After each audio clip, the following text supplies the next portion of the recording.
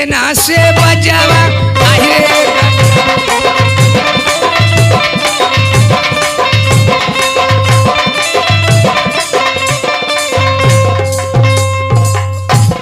ए भैया देखा यही तो कहो हमारे उह बतिया कहते हैं कि अपने माई बाप के अकेले लड़का रहनी, अपने माई बाप के अकेले लड़का रहनी, अब बड़ा छोट मोट रहनी एकदम गेठा सा। अये भैया बहुत जाने गेठा होना जल्दी से लंबाई उनके ना आवेली। यही तक छोट मोट रहनी आ जल्दी हम सयान हो गई नी, बाकी सयान होखले में तब वो ऐसा की गेठा पेटुल भर कर रहनी। हमार नाव रह छेदिया, हमार नाव रह छेदिया।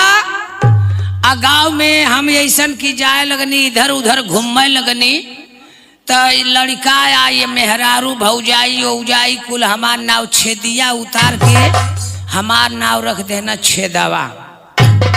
जहाँ जाई तहाँ हमार नाव छेदवा छेदवा कह के बोलावा। ए भैया जब हमार शादी हो गई, हमार शादी होके जात तो ऐसा की दुल्हन घरे आ गई।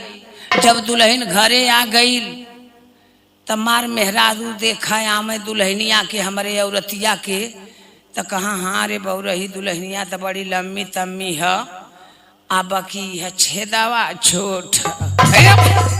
मैं ऐसा की मोर मेहरारुआ गुस्सियाई गई। मोर मेहरारुआ कहती जौनी आवत का कहती कि कुल तो ठीक है लेकिन छेदावा छोट है। ए भैया ऐसा की मेहरारुआ मोरिया फनाई गई। जब मोर छेदवा नाव रखले रहा मेहरारुआ कुल तो कहाँ ये बहनी मेहरारुआ तो बड़ी तगड़ी है, बड़ी हट्टी कच्ची है, नीक है, लेकिन यह बात है छेदवा छोट। मोर मेहरारुआ लगल रोव, कहती है कि माँ ऐसा की अजुआ आयल हूँ तो का करी मरु कबो ना जौना मोहतहिया कुल आवत है कुल कहत है कि ऐसा की कुल ठीक है लेकिन छेदावा छोट है। ए भैया उठौले लुगरी उगरी ऐसा की हमार मेहरारू भाग गई नैहर।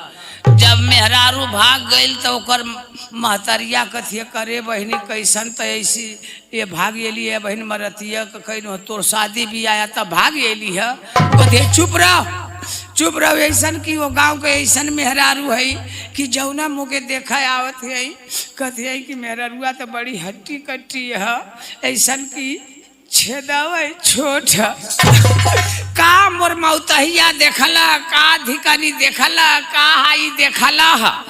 ए भैया ओकर महतरिया कथिए करे मत के इतना दूध दही खियौनो या कवन का कैले एकरे खातिर पंचायत जुटल।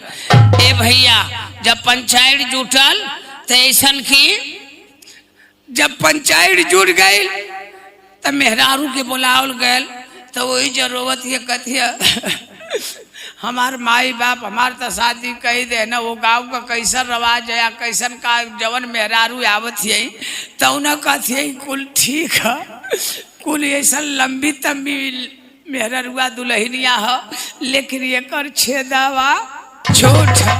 तो ये भैया ना समझ ऐसा की छेदिया नाव से हमार नाव छेदवा रख दे रहना यही लिए वो छेदवा कहा लेकिन ऐसा औरतिया एकदम से गुस्सियाई गई। कहा हम जैबे ना करब